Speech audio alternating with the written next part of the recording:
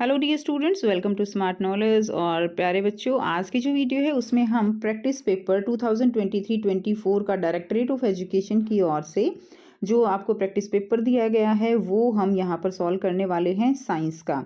इससे पहले दो प्रैक्टिस पेपर आपके इंग्लिश के थे जो हम ऑलरेडी सॉल्व कर चुके हैं, उनका लिंक आपको डिस्क्रिप्शन बॉक्स में मिल जाएगा, तो ये प्रैक्टिस पेपर ज़रूर कीजिएगा। और ये जो पेपर हैं ये आपके फाइनल एग्जाम में आपके लिए काफ़ी हेल्पफुल रहने वाले हैं। तो इस वीडियो में हम नेचुरल साइंस का जो पेपर है आपका 086 कोड का ये वाला पेपर हम सॉल्व करने वाले हैं।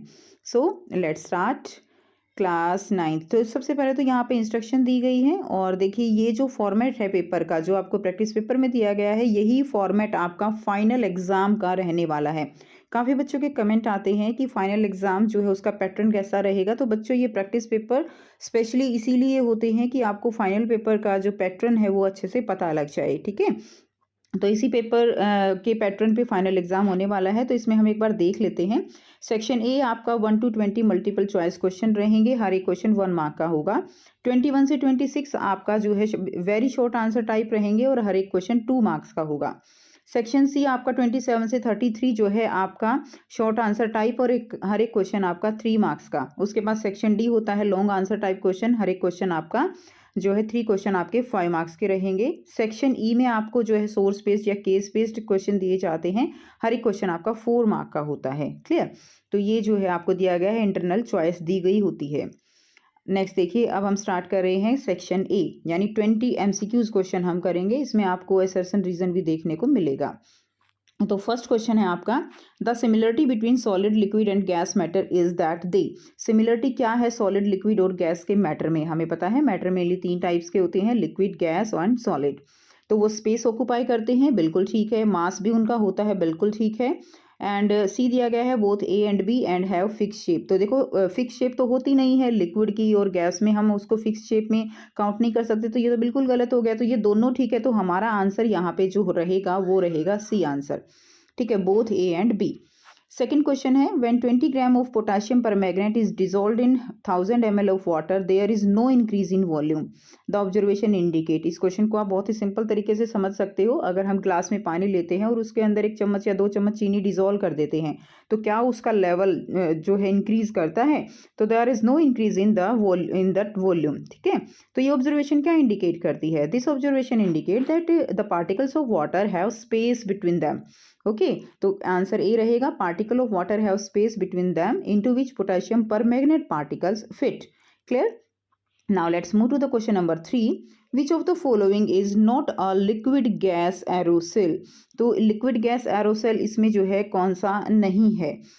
ठीक है, ये हमें यहाँ पर बताना है। मिस्ट है, क्लाउड है, स्मोक, फोग, ये ऑप्शन दिए गए हैं, तो इसका आंसर आपका बी रहेगा, क्लाउड। लिक्विड गैस एरोसेल नहीं है। उसके बाद नेक्स्ट देखिए, the ions present in Na2CO3। Na2CO3 कौन सा केमिकल होता है? ये होता है सोडियम कार्बोनेट।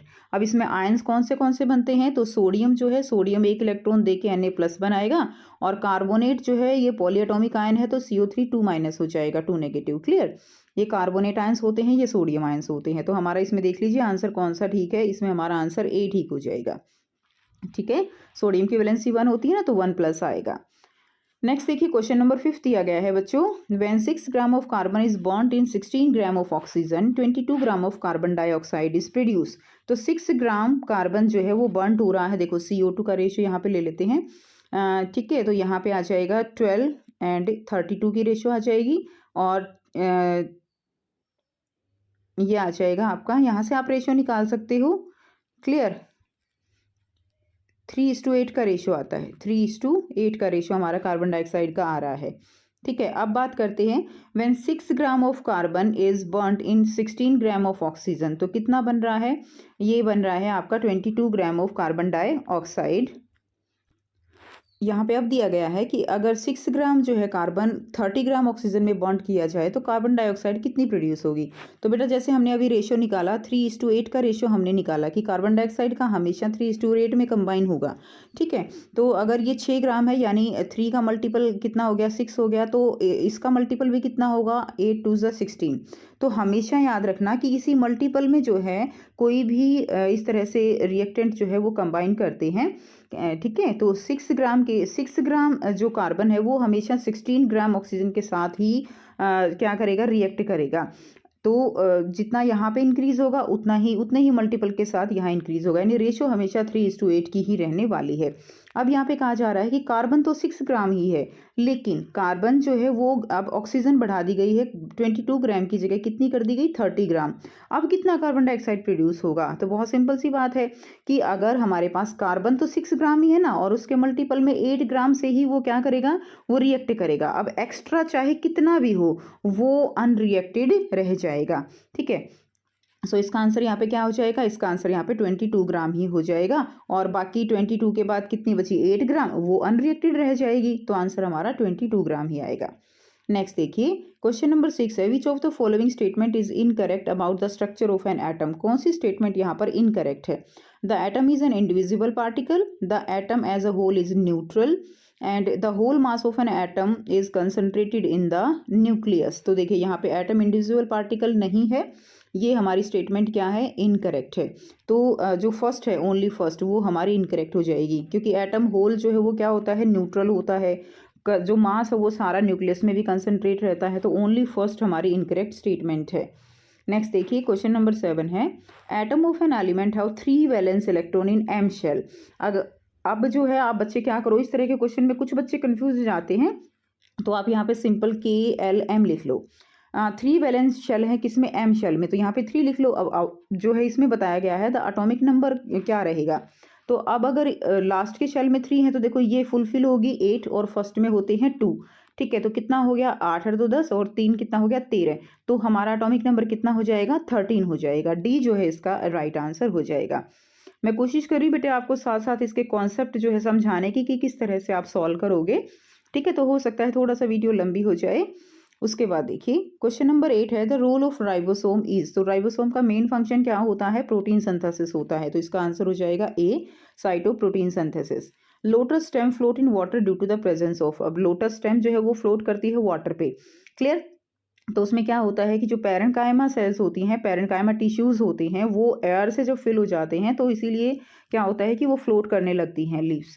तो इसमें क्या होता है, उसके अंदर एरेन्काइमा होती है, क्लियर। तो पैरेन्काइमा सेल्स ही होती हैं, लेकिन जब पैरेन्काइमा सेल्स में एयर फिल हो जाती है तो वो एरेन्काइमा सेल्स बन जाती हैं, जिसकी वजह से जो प्लांट्स हैं वो फ्लोट करते हैं, क्लियर। तो लोटस स्टेम जो है वो फ्लोट करती है due to एरेन्काइमा।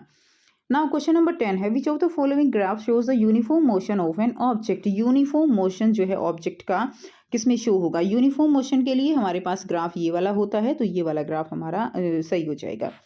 Now let's move to the question number 11. If an object travel a distance as in time t, then speed will be। तो जो है स्पीड का फॉर्मूला क्या होता है, speed is equal to distance upon time. बहुत simple है, ए हमारा आंसर हो जाएगा। क्वेश्चन नंबर 12 है, a boy in a moving train tosses a coin. एक बॉय मूविंग ट्रेन में है और एक कॉइन को टॉस करता है, विच फॉल्स बिहाइंड हिम।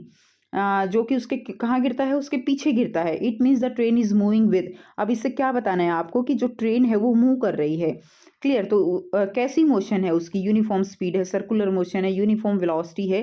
तो वो जो है एक्सेलरेटेड मोशन है, यानी वो जो है क्या कर रही है, एक्सेलरेट कर रही है टाइम के साथ।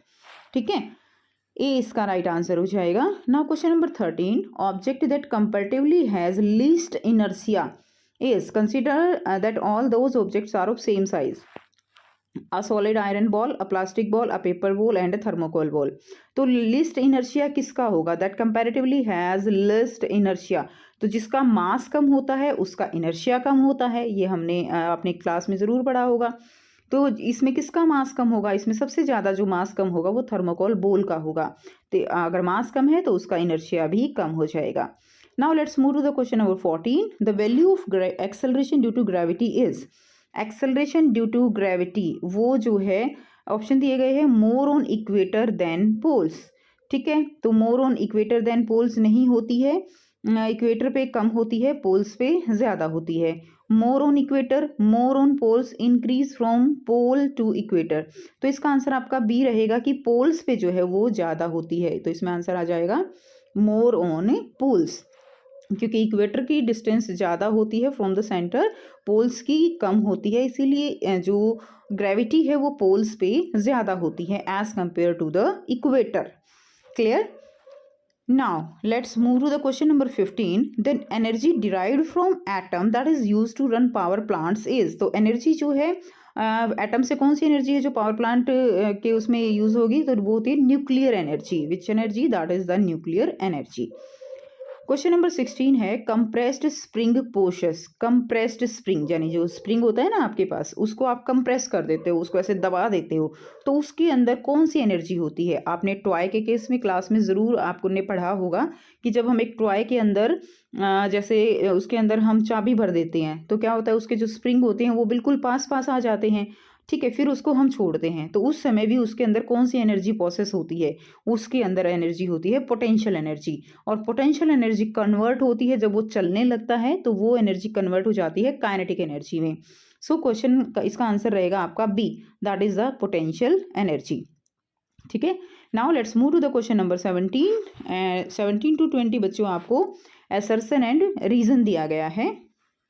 असर्शन रीजन में बहुत ही जो है समझदारी से आपको देखना होता है कि कौन सी स्टेटमेंट सही है और कौन सी गलत है. अब इसमें देखिए, answer these question selecting the appropriate option. Both A and R true and R is the correct explanation. A R true but R is not the correct explanation. A is true but R is false. A is false but R is true. ये हमें बताना है. चलिए question number 17 कर लेते हैं. 4 question आपको ये देखने को मिलेंगे. इनको किस तरह से करते हैं वो हम यहाँ पर समझेंगे. सबसे पहला है असर्शन दिया गया है एटॉमिसिटी ऑफ वाटर इज 3. अब साथ साथ हम थोड़ा सा डिटेल में समझेंगे ज़रूर, ताकि इसके जो है अकॉर्डिंग कोई और क्वेश्चन भी आता है तो आप इजीली उसको सॉल्व कर सको. ठीक है, कॉन्सेप्ट क्लियर करते चलेंगे. असर्शन दिया गया है एटॉमिसिटी ऑफ वाटर इज 3. तो सबसे पहले देखिए, वाटर लिख लिया हमने. एटॉमिसिटी होती है, what is atomicity? Atomicity is the number of atoms that is constituting A molecule, वो होता है. तो इसके अंदर एटॉमिसिटी 2, तो इसके अंदर हाइड्रोजन है और 1 इसके अंदर ऑक्सीजन है, तो इसकी एटॉमिसिटी कितनी हो गई? इसकी एटॉमिसिटी हो गई 3. ठीक है. इसका आंसर जो है ये असर्शन ठीक है. और इसका जो रीज़न है atomicity is the number of atoms constituting A molecule, तो रीज़न भी इसका बिल्कुल ठीक है. तो इसका आंसर आपका ए हो जाएगा. बोथ आर ट्रू एंड ये इसके एक्सप्लेनेशन भी ठीक है. ना क्वेश्चन नंबर 18 है बच्चों. असर्शन दिया गया है xylem is a vascular tissue. तो बिल्कुल जाइलम वस्कुलर टिश्यू है. वस्कुलर टिश्यू फ्लोएम और जाइलम होते हैं. अब ये इसको वस्कुलर टिश्यू क्यों कहा गया है? देखिए, जब असर्शन पढ़ने के बाद आपको उसका आंसर नीचे वाली लाइन में मिलता है कि ऐसा हुआ तो क्यों हुआ, कैसे हुआ. ठीक है, अगर इनके आंसर आपको इस तरह के क्वेश्चंस आप असर्शन के साथ करते हो और उसका आंसर आपको नीचे मिल जाता है, ठीक है, तो इसका मतलब वो उसका रीज़न अप्रोप्रिएट है. और उसका आंसर नीचे नहीं मिलता तो आपका वो उसकी एक्सप्लेनेशन करेक्ट नहीं है. हो सकता है वो ठीक हो या गलत हो, वो हमें देखना होता है. अब मैंने पढ़ा कि xylem is a vascular tissue. ठीक है भाई, वस्कुलर टिश्यू है, ये हमें जो है करेक्ट हो गया. लेकिन ये वस्कुलर टिश्यू क्यों है? तो इसका क्यों का रीज़न मिल रहा है, क्योंकि वाटर एंड मिनरल्स जो ट्रांसपोर्ट किए जाते हैं प्लांट के अंदर वो जाइलम के थ्रू किए जाते हैं भाई. इसीलिए ये एक वस्कुलर बंडल है, इसीलिए ये एक वस्कुलर टिश्यू है. मिल गया ना आपको आंसर? तो आंसर मिल गया, तो इसका आंसर ए हो जाएगा कि ये इसको करेक्ट एक्सप्लेन कर रहा है. क्वेश्चन नंबर 19 है सेफ्टी बेल्ट्स आर वोन टू प्रिवेंट एक्सीडेंट. बिल्कुल ठीक बात है कि सेफ्टी बेल्ट जो है वो एक्सीडेंट को प्रिवेंट करने में हम यूज़ करते हैं. क्लियर. अब ये सेफ्टी बेल्ट यूज़ क्यों की जाती हैं?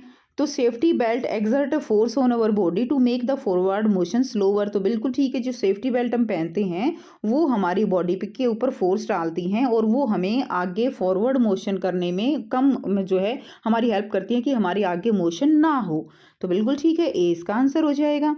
ना क्वेश्चन नंबर 20 है that is soybean is a kharif crop. तो बिल्कुल ठीक है, सोयाबीन एक खरीफ क्रॉप है. अब बात करते हैं खरीफ क्रॉप होती क्या है. तो जो बारिश के टाइम पे लगाई जाती हैं उनको हम कहते हैं खरीफ क्रॉप. तो ये हमारा ट्रू हो गया. अब इसके बाद कहता है कि crop grown in rainy season are called rabi crop. अब देखिए, ये तो एक्सप्लेन नहीं कर रहा.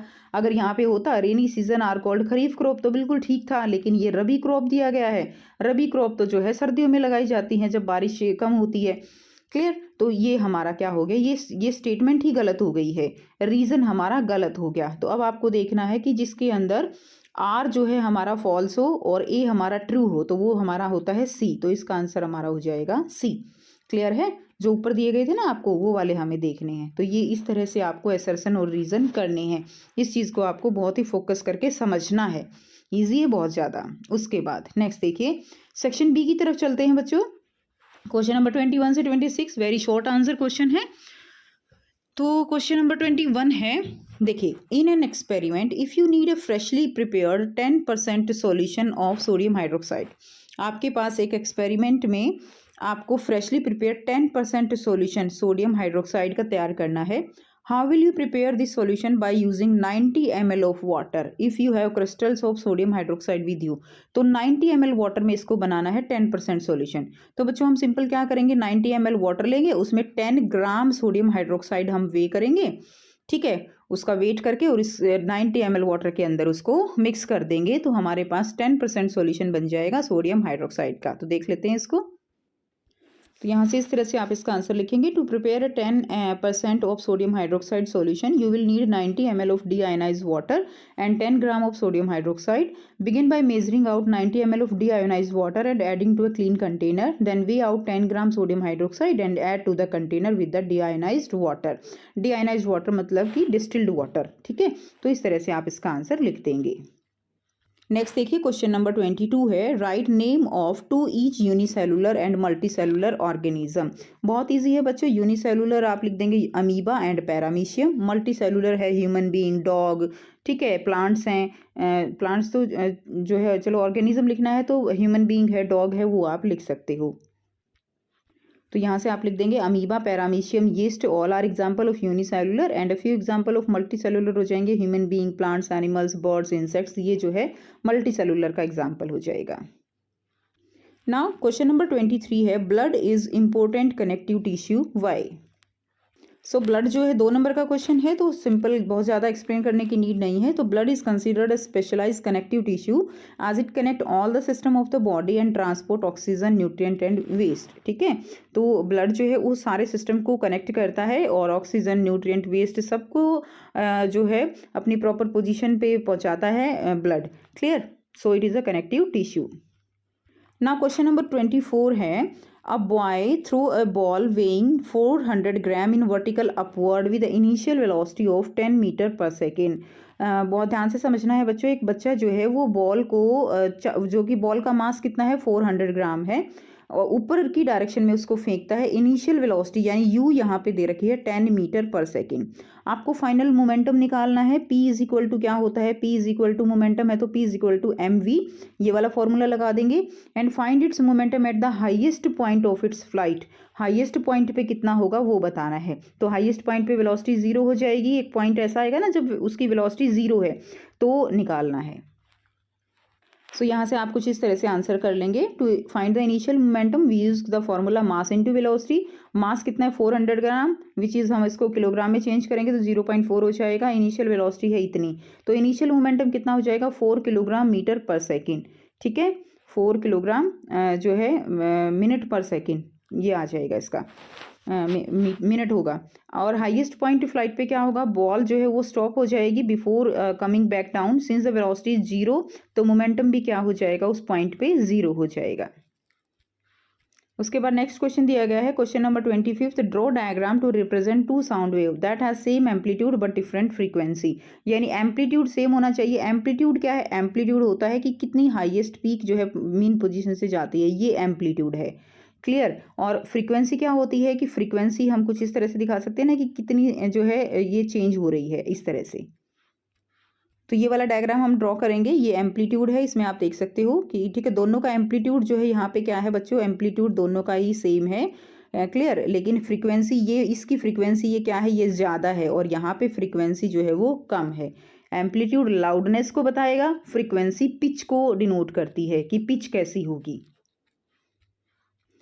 Now next question number 26, list 4 water resources available that are used for irrigation purpose in India। यहाँ से आंसर करेंगे, there are 4 main sources of surface water, these are river, lakes, pond and tanks। तो major sources लिखने थे हमें, तो ये आप लिख देंगे। चाहो तो आप एक एक लाइन में इनको एक्सप्लेन भी कर सकते हो, नहीं तो ये सफिशियंट है। नाउ सेक्शन सी है, क्वेश्चन नंबर 27 से 33 जो है वो आपके शॉर्ट आंसर टाइप रहेंगे। क्वेश्चन नंबर 27 है, what is the function of vacuole in plant. Plant में वैक्यूल का फंक्शन क्या है, अमीबा में उसका फंक्शन क्या है, and which cell organelle is known as suicide bag of a cell. तो ये तो बहुत अच्छे से जानते हो, कौन सी सेल ऑर्गेनली सुसाइडल बैग है, वो लाइसोसोम होती है। तो बेटा यहाँ से आंसर कर लेंगे, vacuole in plant store SAP and food. तो वैक्यूल जो प्लांट में होते हैं वो सैप स्टोर करते हैं, फूड स्टोर करते हैं, जबकि जो वैक्यूल है अमीबा में it help in digestion and excretion. और बी का आंसर आपका लाइसोसोम हो जाएगा। नाउ नेक्स्ट है question number 28, name any 3 epithelial tissue and their location in animals. 3 epithelial tissue के नाम बताने हैं और उनकी लोकेशन बतानी है। यहाँ से आंसर करेंगे, फर्स्ट है squamous epithelium found in the lining of blood vessels, alveoli of the lungs and the outer layer of the skin. Second है क्यूबॉइडल एपिथेलियल, क्यूबॉइडल में क्या होगा, इस तरह से होते हैं ना क्यूबॉइडल, तो it is found in the lining of kidney tubules glands and surface of the ovaries. ठीक है, तो जो है ये यहाँ पे होगा। अगला हम देखेंगे कोल्यूमिनर एपिथेलियम। तो columnar epithelium is composed of tall elongated cells and is found in the lining of the digestive tract में है, including the stomach and intestine में ये हमें मिलेगी। ठीक है, तो ये तीनों की आप पोजीशन भी लिख लेंगे। नाउ क्वेश्चन नंबर 29 है, a student start moving a path along the boundary of a square garden. तो बच्चों गार्डन कैसा है, एक स्क्वेयर गार्डन है, clear, and they took 40 second to, और हर एक उस गार्डन की जो साइड है वो कितनी है, 10 मीटर की, यानी एक साइड कितने की है, एक साइड है उसकी 10 मीटर की। They took 40 second to cover path 10 metre path, and what will be the magnitude of distance and displacement of the student at the end of 2 minute 20 second. यानी 2 मिनट और 20 second, यानी 2 minute में कितनी second हो गई, 120 plus 20 जो है 140। तो 140 सेकेंड में वो जितनी डिस्टेंस ट्रेवल करेगा वो बतानी है, और उस समय उसकी डिस्प्लेसमेंट क्या होगी वो बतानी है, और आपको स्पीड भी बतानी है। ठीक है, कि उसकी स्पीड क्या होगी। तो ये करते हैं इसका आंसर।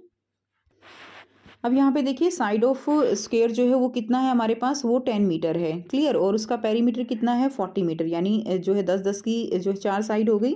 और टाइम टेकन, यानी चारों साइड को टाइम जो है जितने टाइम में वो कवर कर रहा है दैट इज़ द 40 सेकेंड।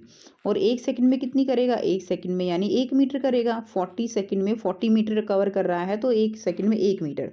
अब डिस्टेंस कितनी हो जाएगी, 2 मिनट 20 सेकेंड में, 2 मिनट 20 सेकेंड का मतलब क्या है, 120 सेकेंड और प्लस 20 कितनी हो गई, 140। तो यानी 140 1 मिनट में 1 सेकेंड में 1 मीटर की डिस्टेंस ट्रेवल कर रहा है, तो 140 सेकेंड में 140 मीटर कर लेगा। बहुत सिंपल है, तो 140 मीटर उसकी क्या आ जाएगी, डिस्टेंस आ जाएगी, क्लियर। और डिस्प्लेसमेंट क्या होती है, that is the shortest path. अब डिस्प्लेसमेंट हम निकालेंगे, तो अब हम देखते हैं कि नंबर ऑफ रोटेशन कितनी कर लेगा, 140 मीटर जब कवर कर लेगा, तो यानी ये हो जाएगा 3 राउंड, तो वो पूरे लगा लेगा। ठीक है, आप ऐसे भी निकाल सकते हो, टोटल डिस्टेंस और पेरीमीटर, तो कितना आ जाएगा 3.5। तो इसमें देखिए 3 राउंड तो वो इसके पूरे लगा लेगा, और 1 राउंड जो है वो आधा होगा। आधे का मतलब क्या है यहाँ पे बच्चों, आधे का मतलब है कि वो यहाँ से जाएगा, यहाँ से अगर ए पॉइंट से चल रहा है, ये बी पॉइंट है, सी है और डी है, तो 3 राउंड जब पूरे लगा लेगा तो वो तो 0 हो जाएगी डिस्प्लेसमेंट। और आधा राउंड कैसे होगा, ए से बी के पास जाएगा और बी से सी तक जाएगा, ये हो जाएगी। अब ए से सी तक जाने में ऐसे ना जाके अगर हम डिस्प्लेसमेंट देखें, तो डिस्प्लेसमेंट तो ये हो सकती है, यहाँ से डायरेक्ट यहाँ पे जाएगा। तो इस तरह से अब हमें इसका हम यहाँ पे निकाल लेंगे, और यहाँ से हम डिस्प्लेसमेंट निकालेंगे। तो पाइथागोरस थ्योरम लगा देंगे यहाँ पे, तो ये हमने यहाँ पे लगा दी है। 10 एक साइड कितनी है, 10 है, जैसे हमने अभी ऐसे जो है इस तरह से हमने निकाला है, जस्ट अ मिनट, ये है ना, ऐसे ये निकालनी है, ये 10 हो गया, ये भी 10 हो गया। तो यहाँ से हम पाइथागोरस थ्योरम लगा देंगे, आप इसको सॉल्व कर लेंगे, और ये आ जाएगा आपका 14.14 मीटर, ये आपकी आ गई डिस्प्लेसमेंट। अब हमें निकालनी है अगले क्वेश्चन में, इसी में स्पीड निकालनी है। तो स्पीड निकालने का फॉर्मूला हमें पता है, डिस्टेंस अपॉन टाइम, क्लियर है। तो हम डायरेक्ट भी निकाल सकते हैं, हमारे पास देखिए ये इतना सारा आप जो है ना भी लिखेंगे तो भी प्रॉब्लम नहीं है, बट ये आपको समझाने के लिए कंप्लीट दिया गया है, जो मैं ऑलरेडी आपको समझा चुकी हूँ। तो स्पीड निकालने का होता है डिस्टेंस अपॉन टाइम। तो डिस्टेंस कितनी है 40 मीटर, और 40 मीटर को कवर करने के लिए टाइम कितना ले रहा है 40 सेकेंड। तो स्पीड कितनी निकल जाएगी 1 मीटर पर सेकेंड। ठीक है, ये इसका आंसर हो जाएगा। नाउ नेक्स्ट क्वेश्चन देखते हैं। इसी के और में दिया गया है, एक car decreases its speed from 80 to 60, यानी अपनी स्पीड को डिक्रीज कर रही है कार 80 से 60 में और 6 सेकंड में। Find the acceleration of the car, आपको एक्सेलरेशन निकालना है। तो इनिशियल वेलोसिटी यहाँ पे 80 हो गई, फाइनल 60 हो गई, एक्सेलरेशन निकाल देंगे। चेंज इन वेलोसिटी देखते हैं।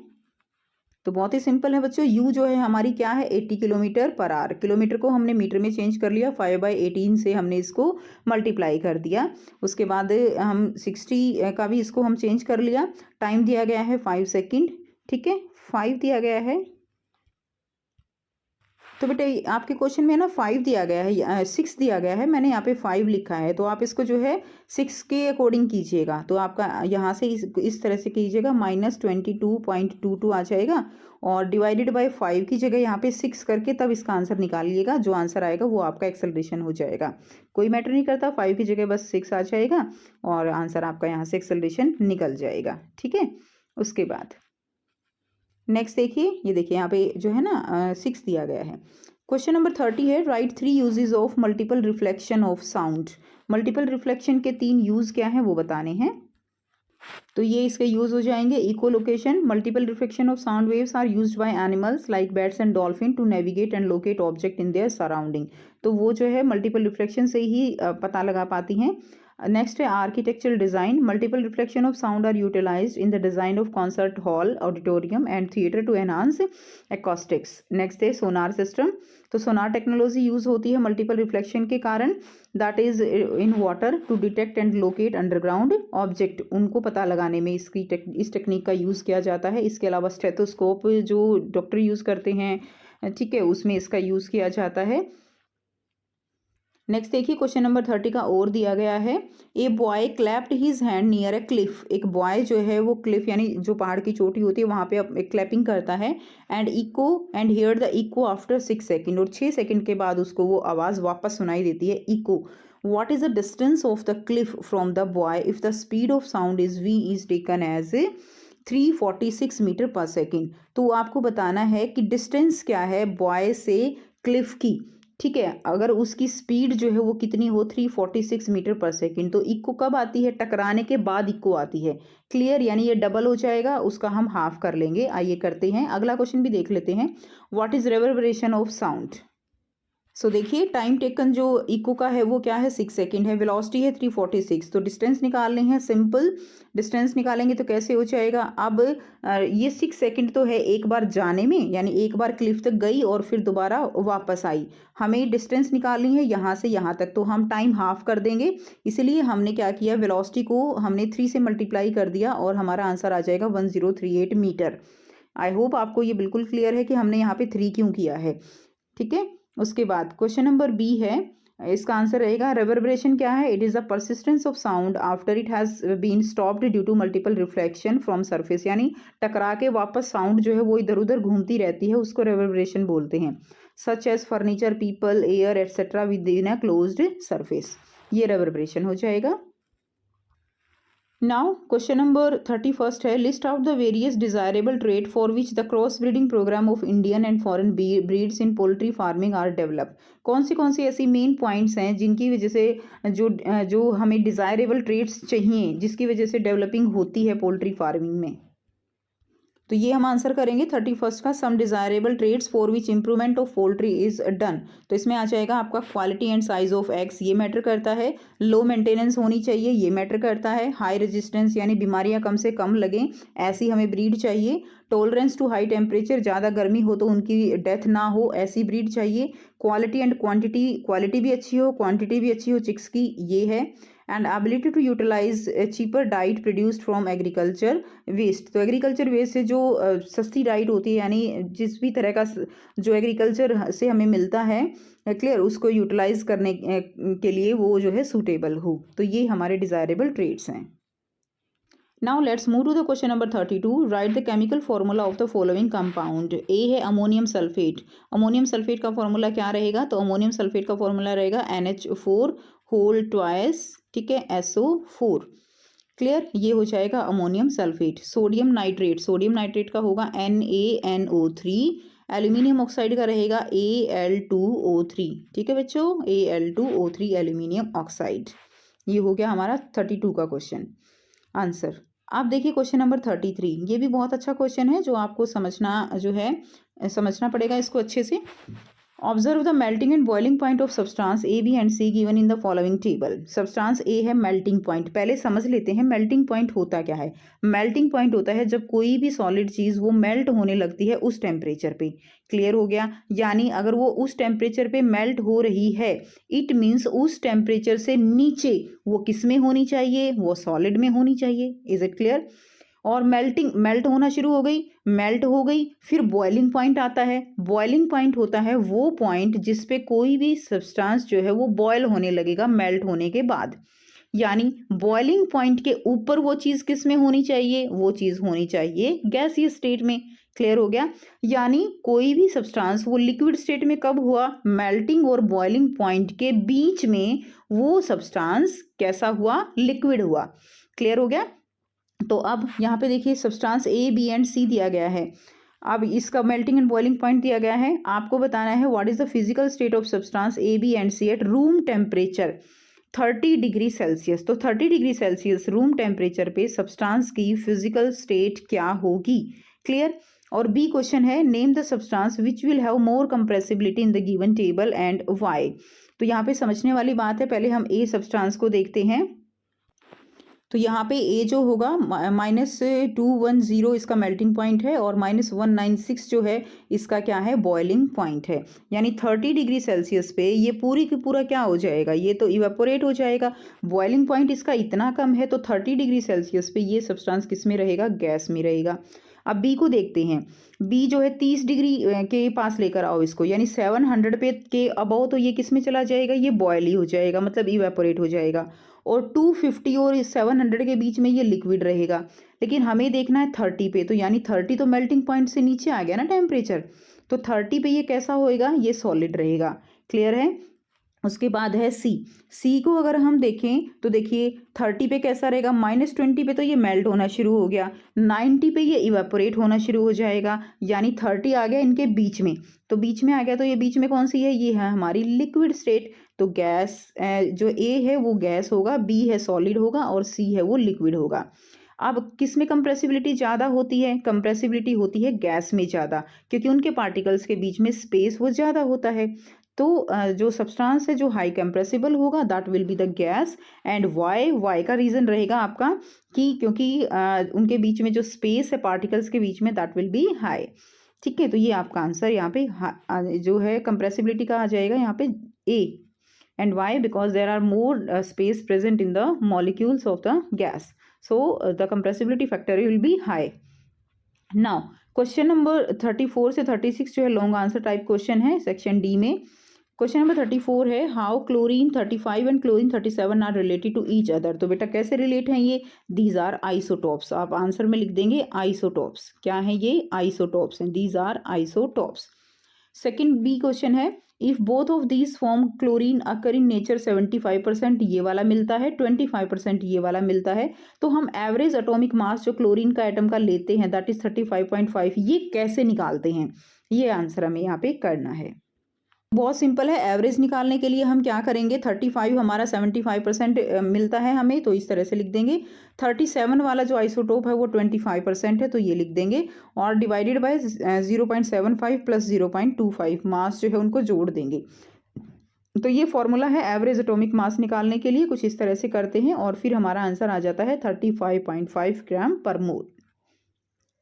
उसके बाद इसी में दिया गया है draw a label schematic atomic structure of chlorine atom having Z17। तो क्लोरीन एटम का एटॉमिक स्ट्रक्चर हमें ड्रॉ करना है, तो बहुत सिंपल है। हम इसको सबसे पहले हम Z हमारा कितना दिया गया है 17, इसको हम KLM शेल में डिवाइड कर लेंगे। KLM K में 2 है, इसमें 8 है और इसमें 7 हो जाएंगे। अब सिंपल हम स्ट्रक्चर ड्रॉ करेंगे तो ये हमारे इसमें 2 इसमें हो जाएंगे। सेकंड L शेल है उसके अंदर हमारे 8 हो जाएंगे, तो बच्चों इसमें आप 8 लगा देंगे। और M शेल जो है उसके अंदर कितने हो जाएंगे, 7 इलेक्ट्रॉन हो जाएंगे। ठीक है, 1 2 3 4 5 6, एक और लगा देते हैं 7, ये हो गए 7। क्लियर। तो इस तरह से आपको जो है किसी भी एटॉमिक स्ट्रक्चर को आप ड्रॉ कर सकते हो, ये आंसर आ जाएगा। Now let's move to the question number 34 और distinguish between the properties of electron, proton and neutron with respect to position, charge and mass. इसके बेस पे आपको तीनों को जो है डिफ्रेंशिएट करना है, पोजीशन, चार्ज एंड मास। तो देखिए पोजीशन, चार्ज एंड मास का हम यहाँ से देख लेंगे। पोजीशन का मतलब उसकी क्या है, लोकेशन। तो इसमें दिया गया है डिस्कवरी दी गई है, साथ में ये भी इंपॉर्टेंट है, आप जरूर यहाँ से कीजिएगा। मास दिया गया है, इलेक्ट्रॉन का मास है 9.109 इंटू 10⁻⁻31, प्रोटॉन का 1.6 इंटू 10⁻⁻27 और न्यूट्रॉन का भी 1.67 इंटू 10⁻⁻27। चार्ज है, आपको पता है इलेक्ट्रॉन पे माइनस होता है, प्रोटॉन पे प्लस और न्यूट्रॉन पे जीरो। लोकेशन पता है, प्रेजेंट जो है इलेक्ट्रॉन कहाँ होते हैं, outside the nucleus, proton inside the nucleus and neutron also inside the nucleus. इसके अलावा बच्चों यहाँ से आप जो है इसका ये भी कर सकते हो कि हम इसको डिनोट कैसे करते हैं, कौन सा सिंबल है और रिप्रेजेंटेशन कैसे दिखाते हैं। अगला क्वेश्चन है, write the valency and atomic symbol of the following element. Valency और एटॉमिक सिंबल ये आपको बताना है। तो देखिए जो है इसको हमें दिया गया है Z11, तो इसको हम डिस्ट्रीब्यूट कर लेंगे इस तरह से, ठीक है, 281। तो वैलेंसी कितनी हो गई इसकी, एटॉमिक सिंबल भी बताना है ना, तो इसका एटॉमिक सिंबल कितना हो जाएगा, सोडियम कैसा हो जाएगा, Na। 281 वैलेंसी कितनी हो गई, 1। एल्यूमिनियम का हो जाएगा Al, ठीक है, तो इसको भी हम कॉन्फ़िगरेशन कर लेते हैं, 283 वैलेंसी कितनी हो गई, 3।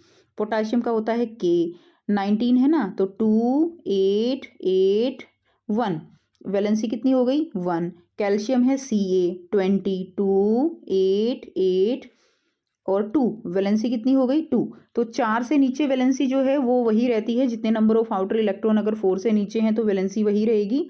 अगर आउटर शेल में नंबर ऑफ इलेक्ट्रॉन 4 से ज़्यादा हो जाते हैं तो हम 8 में से माइनस कर देंगे और वो उसकी वैलेंसी हो जाएगी। आई होप आपको ये कॉन्सेप्ट बिल्कुल क्लियर है। तो यह जो है आपका क्वेश्चन नंबर बी का आंसर हो जाएगा। नेक्स्ट देखिए क्वेश्चन नंबर 35 है, plastid are present only in the plant, which type of plastid are present in. तो प्लास्टिड जो है पेटल्स में, लीव्स में, फ्रूट पल्प में कौन सा आपको बताना है, प्लास्टिड है। तो बच्चों लीव्स में तो क्लोरोप्लास्ट होता है, पेटल्स में क्रोमोप्लास्ट हो जाएगा, फ्रूट पल्प में भी क्रोमो हो जाएगा। What happen if chloroplast is remove from plant. तो प्लांट से अगर क्लोरोप्लास्ट निकाल देंगे तो फोटोसिंथेसिस नहीं होगा, जो प्लांट्स है वो अपना फूड प्रिपेयर नहीं कर पाएंगे, ठीक है। तो ये लिख देंगे आप, if chloroplast is taken out of the cell, the green plant will not be able to carry out the process of photosynthesis, which means the plant will die। Plant जो है वो उनकी डेथ हो जाएगी, ठीक है। ये हो गया आपका 35 का आंसर। तो इसमें एक बार फिर से बता देती हूँ, पेटल्स के अंदर जो है क्रोमोप्लास्ट होगा, इसमें क्लोरोप्लास्ट और इसमें क्रोमोप्लास्ट। और में दिया गया है, to test the effect of concentration of the solution on the cell, a student place some plant cell and animal cell for 15 minute in the hypertonic solution. इस चीज़ का कॉन्सेप्ट आपको क्लियर होना चाहिए कि हाइपरटोनिक कौन सा होता है और हाइपोटोनिक कौन सा होता है। तो किस में रखा, पहले रखा हाइपर में और फिर उसको शिफ्ट कर दिया हाइपो में, ठीक है। अब आपको क्वेश्चन के आंसर बताने हैं कि क्या होता है, what is hypotonic solution. Second है, what will be the expected observation in the above situation, क्या होगा जब हम उसको हाइपर से निकाल के हाइपो में रखेंगे। एंड तीसरा है, what is the role of cell wall in the cell in the above situation, यहाँ पे सेल वॉल जो है उसका क्या फंक्शन है in case of an plant cell, ठीक है। तो देखिए फर्स्ट का आंसर रहेगा हाइपोटोनिक सॉल्यूशन क्या है। हाइपोटोनिक सॉल्यूशन वो है जिसमें कि सॉल्यूट कंसंट्रेशन जो है वो इनसाइड द सेल कम होती है, lower solute concentration compare to the inside of the cell. Second है कि सिचुएशन में क्या होगा, तो you will expect the cells to swell और gain water as they move from hypertonic to hypotonic. तो क्या होगा, इसके अंदर जो सेल है वो क्या कर जाएगी, वो स्वेल कर जाएगी, यानी उसके अंदर वाटर फिल हो जाएगा, जैसे किशमिश के अंदर हो जाता है, क्योंकि उसके अंदर क्या हुआ है, वो हाइपर से हम किस में ट्रांसफ़र कर रहे हैं, उसको हाइपोटोनिक सॉल्यूशन में ट्रांसफ़र कर रहे हैं, ठीक है। उसके बाद सेल वॉल का फंक्शन क्या है, the cell wall provide structural support to plant cell, structural support देती है, preventing them from bursting in a hypotonic solution by exerting pressure against the incoming water. तो जो सेल है वो जब उसके अंदर पानी भरता है तो सेल वॉल के कारण ही वो ब्रस्ट नहीं होती, वो फटती नहीं है। And animal cells lack a cell wall, animal cell में सेल वॉल नहीं होती है, so they may undergo osmotic lysis in a hypotonic environment, इसलिए वो क्या हो जाती हैं, वो फट जाती हैं, ठीक है। Now question number 36 is explain universal law of gravitation, also write its mathematical expression। तो universal law of gravitation क्या है इसके बारे में हम देखेंगे। और आगे दिया गया है बी इसी का part write 3 importance of this law। ठीक है। So what is universal law of gravitation? The universal law of gravitation states that every object in the universe attract and other object with a force whose magnitude is directly proportional to the product of their masses and inversely proportional to the square of the distance between them। ये हो जाएगा universal law of gravitation की statement and this law can be expressed mathematically as F is equal to gm1 m2 upon r square। g क्या है यहाँ पे? Capital G is the gravitational constant, m1 m2 are the masses of the object and r is the distance between them। r क्या है यहाँ पे? Distance है उनके बीच की। ठीक है। अब इम्पोर्टेंस बतानी है आपको। What is the importance of universal law of gravitation? तो it explain the motion of planet around the sun, it help in determining the trajectory of astronomical bodies and to predict their motion, and third one is it also explain the motion of water in the ocean, river etc। ये आपका answer हो जाएगा। Next देखते हैं। इसी में और में क्वेश्चन दिया गया है you have to give reason why carry a bag with broader strap is easy than a thin strap bag. Second है why sharp knife cut easy in comparison with a blunt knife. ठीक है, हम sharp knife से easily काट पाते हैं, क्यों? And camel can run easily in desert easily. ठीक है, डेजर्ट में इजीली चल पाता है कैमल, क्यों?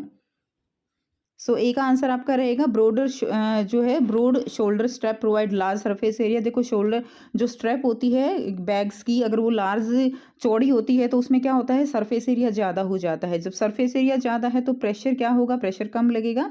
सो the pressure exerted by the bag on the shoulder is less and carrying the bag is easier.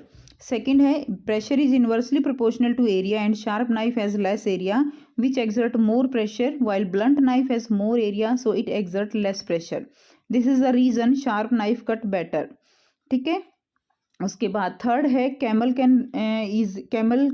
Can run on sand easily because they have wide feet which help them to balance their weight on the loose sand।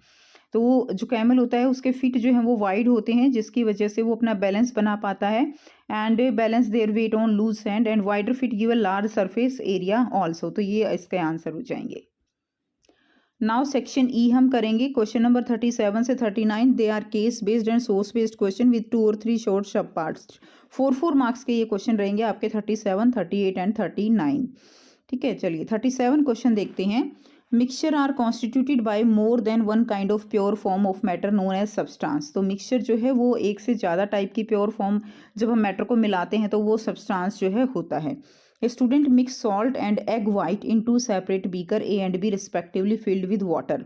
Water में एक में salt डाल देता है, एक में egg white डाल देता है। Now they pass the beam of light through the mixture in the beaker in dark and observe that the path of light is visible only in one beaker only. तो जो B beaker है इसके अंदर केवल path जो है यहाँ पे विजिबल हो रहा है लेकिन ए के अंदर नहीं होता। आंसर बताने हैं। Name the mixture formed in both the beakers. तो दोनों बीकर में कौन कौन सा मिक्सचर बना? तो ए में जो है वो कौन सा मिक्सचर है? वो सॉल्यूशन बना है। ठीक है, सॉल्यूशन जो कि एक होमोजीनियस मिक्सचर है। और सेकंड में जो है कोलॉइडल बना है। क्या बना है? सेकंड में कोलॉइडल बना है। ठीक है, जो कि एक लगता होमोजीनियस है बट एक्चुअल में वो हेट्रोजीनियस मिक्सचर होता है। बी है what are the 2 component called in beaker B. Beaker B में के 2 कंपोनेंट्स को क्या कहेंगे? तो कोलॉइडल में कंपोनेंट्स जो होते हैं उनको हम डिस्पर्जन मीडियम और डिस्पर्स फेज कहते हैं। ठीक है, इसको हम क्या कहेंगे? Dispersion medium. क्या बोलेंगे इसको? हम बोलेंगे डिस्पर्जन मीडियम। और सेकंड हो जाएगा डिस्पर्स्ड फेज। दूसरा क्या हो जाएगा? Dispersed phase. ये जो है सेकंड का आंसर हो जाएगा। थर्ड का आंसर देखिए why the path of light is visible only in beaker B. Beaker B में जो है कि पाथ वो विजिबल क्यों है? तो बीकर बी में क्या है? कोलॉइडल सॉल्यूशन है। In case of beaker B the solution is colloidal and which give Tyndall effect. So due to the Tyndall effect the path of light is visible only in beaker B. Next है इसका B और को दिया गया है can the solid particle of mixture formed in beaker A can be separated. तो इसमें आप लिख देंगे no we can't separated. No, ठीक है, क्यों नहीं कर सकते? Because in case of A the mixture is homogeneous mixture. हमने अभी बताया आपको कि मिक्सचर कैसा है? Homogeneous mixture. And homogeneous mixture में क्या होता है? द जो बाउंड्री है of the substance they can't be visible and so we can't separate them. ठीक है, तो सॉलिड पार्टिकल को हम जो है सेपरेट नहीं कर सकते. नेक्स्ट देखिए क्वेश्चन नंबर 38 है, तो इजी है बच्चों, खुद से बहुत आसानी से आप इसमें लिख सकते हो. नेक्स्ट है the form of energy can be change from one form to another. तो सभी बच्चे जानते हैं कि जो एनर्जी है that can be converted into one form into another and this is the law of conservation of energy. Whenever energy get transform the total energy remain unchange. The law of conservation of energy is valid in all situation. ठीक है, and for all kind of transformation. Thus, during motion, the sum of potential energy and kinetic energy of the object would be the same at all point, and that is the potential energy plus kinetic energy एक constant होता है, and this is called the mechanical energy. Now, first question है state A जो है state law of conservation of energy. तो conservation of energy क्या है? That it can neither be created nor be destroyed. बहुत ही simple सी definition है. The law of conservation of energy that it can neither be created nor be destroyed and the energy can be changed from one form to another. ठीक है, ये इसका answer हो जाएगा. it can be changed from one form to another. तो यहाँ पे ये वाला आंसर आप इसमें लिख देंगे. नेक्स्ट देखिए, नेक्स्ट क्वेश्चन है if mechanical energy of a working system is 800 joule. Total mechanical energy कितनी है? 800 जूल. काइनेटिक एनर्जी है इसकी 389. Then what will be the potential energy of the system. तो इसमें आ जाएगा कि जो है पोटेंशियल एनर्जी सिस्टम की क्या होगी. तो इसमें देखिए टोटल एनर्जी ये है, इसमें से काइनेटिक एनर्जी ये है, तो पोटेंशियल एनर्जी क्या होगी, इसमें से माइनस कर देंगे तो यहाँ पे क्या आ जाएगा 1 और यहाँ पे 4. तो 411 जूल जो है वो क्या हो जाएगी, पोटेंशियल एनर्जी हो जाएगी सिस्टम की. क्लियर है. नाउ ये फर्स्ट हमारा सेकंड का आंसर हो गया. थर्ड है, देखिए थर्ड क्या है, an object of mass 20 kg is drop from a height of 5 metre. एक ऑब्जेक्ट है मास जो कि 20 kg है, तो यानी m कितना हो गया यहाँ पे 20 kg. Drop from the 20 kg, just a minute इसको अच्छे से लिख लेते हैं. m दे दिया यहाँ पे 20 kg. अब कहा गया है हाइट है 5 मीटर. ठीक है, हाइट है 5 metre. Calculated potential energy. Potential energy का फॉर्मूला क्या होता है, दैट इज mgh. ठीक है, mgh. m कितना है यहाँ पे 20 है, g हम 10 ले लेते हैं ग्रेविटी, और h हमारा क्या है 5 है. तो ये कितना हो जाएगा यहाँ पे, ये हो जाएगा 1000 जूल. क्लियर. तो पोटेंशियल एनर्जी कितनी हो जाएगी 1000 जूल. अब बात करते हैं list the factors on which the potential energy of an object depend. कौन कौन से फैक्टर हैं जिन पे पोटेंशियल एनर्जी डिपेंड करती है. तो आप यहाँ से देख सकते हो किन पे डिपेंड कर रही है. ये डिपेंड करती है मास पे, हाइट पे. किस किस पे डिपेंड कर रही है, मास पे और हाइट पे. तो आपका आंसर इसी में हो जाएगा, मास एंड हाइट. क्लियर, उस पर डिपेंड करती है. नेक्स्ट क्वेश्चन देखिए इसी का और का है, write the energy transformation of energy in the glowing bulb connected to a battery. तो बैटरी में कौन सी एनर्जी होती है, glowing bulb connected to a battery. Battery में होती है केमिकल एनर्जी. ठीक है, तो इसके अंदर कौन सी एनर्जी कन्वर्ट हो रही है, केमिकल एनर्जी जो है वो किस में कन्वर्ट हो रही है, वो हो रही है लाइट एनर्जी के अंदर. बल्ब ग्लो कर रहा है ना, तो केमिकल एनर्जी लाइट एनर्जी के अंदर कन्वर्ट हो रही है. ठीक है, लाइट एनर्जी प्लस हीट लिख सकते हो, हीट एनर्जी, क्योंकि वो गर्म भी होता है ना, तो light energy plus heat energy. उसके बाद नेक्स्ट देखिए क्वेश्चन नंबर 39 है, a student observe 3 permanent slide. 3 permanent slide हैं A, B and C. Muscles tissue under the microscope as shown below. Observe these and answer the following question. ये आपको बताना है. तो इसमें A कौन सी है, ये स्टेरेटिड मसल है, ये जो है कार्डियक मसल्स हैं, और ये स्मूथ मसल्स हैं. ठीक है, ये स्टेरेटिड मसल्स हैं, ये कार्डियक मसल्स हैं, B कार्डियक है और C स्मूथ मसल्स हैं. Now identify and name the muscles tissue which they observe under the microscope. तो ये हमने बता दिए. अब इसमें बताया गया है which of the above muscle is voluntary and involuntary in nature. तो वॉलेंट्री और इनवॉलेंट्री जो है वो कौन सी होती हैं, वॉलेंट्री मसल्स जो हमारी इच्छा से काम करती हैं और इनवॉलेंट्री मसल्स जो हमारी इच्छा से काम नहीं करती हैं. तो बच्चों यहाँ से आप कंप्लीट लिख सकते हो. तो ये हैं स्केलेटल मसल्स जिनको हम स्टेरेटिड मसल्स भी कह सकते हैं, स्ट्रिप्ड मसल्स भी कह सकते हैं. तो इसके जो फाइबर्स है देखिए स्टेरेटिड हैं, ट्यूबुलर हैं, मल्टी न्यूक्लिएटेड हैं, वॉलेंट्री हैं. तो स्टेरेटिड मसल्स हमारी इच्छा से काम करती हैं और वॉलेंट्री हैं, यूजुअली अटैच होती है स्केलेटन के साथ. और बहुत इंपॉर्टेंट क्वेश्चन है ये. सेकेंड आता है स्मूथ मसल्स, नॉन स्टेरेटिड है. इसके ऊपर नॉन स्टेरेटिड यानी इसके ऊपर इस तरह से बैंड्स नहीं बने हुए हैं. स्पिंडल शेप होती हैं, यूनिन्यूक्लिएटेड होती हैं, इनवोलेंट्री ये हमारी इच्छा से काम नहीं करती हैं, ठीक है। Usually covering wall of internal organs. तीसरी है कार्डियक मसल्स जो हार्ट में प्रेजेंट होती हैं, ये भी स्टेरेटेड होती हैं, ब्रांच होती हैं और यूनिन्यूक्लिएटेड होती हैं। क्लियर। इनवोलेंट्री हैं, only covering wall of the heart इसमें पाई जाती हैं। तो यहाँ से आप जो है आपका क्वेश्चन देखिए, फर्स्ट क्वेश्चन हो गया आपका ए बी सी। तो ए हमारी कौन सी मसल्स हैं? स्ट्रेटेड मसल्स हैं। बी हमारी स्मूथ मसल्स हैं और सी कौन सी हमारी कार्डियक मसल्स हैं। बी है विच ऑफ द वो muscles is involuntary and voluntary. तो हमारी जो है केवल स्टेरेटेड मसल्स वोलेंट्री होती हैं, बाकी दोनों हमारी स्मूथ और कार्डियक इनवोलेंट्री हैं। Two characteristic of muscles B. B की कोई दो कैरेक्टरिस्टिक, तो मैंने अभी जो आपको क्वेश्चन कराया उसमें तीनों की ही कैरेक्टरिस्टिक दी हुई है। लाइक ये जो है ये जो है मल्टी न्यूक्लिएटेड हैं और कैसी हैं? ये इनवोलेंट्री हैं। तो इस तरह की कैरेक्टरिस्टिक आप इसमें लिख सकते हो। नाउ लास्ट क्वेश्चन इज जो और में दिया गया है C part, for movement the muscles are attached to the bones with the help of a connective tissue, name that muscles and connective tissue. तो कनेक्टिव टिश्यू जो है हमें बताना है, कनेक्टिव टिश्यू तो इसमें टेंडन हो जाएगा जिससे वो अटैच होती हैं। और कौन सी मसल्स होती हैं? स्टेरेटेड मसल्स या स्केलेटल मसल्स। तो यहाँ से लिख सकते हो skeletal muscles the specialised tissue that is attach to the bones and allow movement. और दूसरा है tendon, these are made of strong fibres connective tissue and they connect muscles to bone. तो ये आपका आंसर हो जाएगा। तो बच्चों ये था कंप्लीट पेपर, ठीक है। आई होप आपको कंप्लीट जो क्वेश्चंस हैं वो सारे समझ आ गए हैं। कोशिश मैंने की है कंप्लीट सॉल्यूशन प्रोवाइड करने की और आप इस पेपर को ज़रूर से प्रैक्टिस कीजिएगा, ठीक है। एक और पेपर है सेकंड प्रैक्टिस पेपर, वो हम जल्द ही सॉल्व करके आप तक पहुंचाएंगे। एंड अगर वीडियो अच्छी लगी हो तो इसको लाइक शेयर ज़रूर कीजिएगा, चैनल को सब्सक्राइब कीजिएगा and take care. Thanks for watching.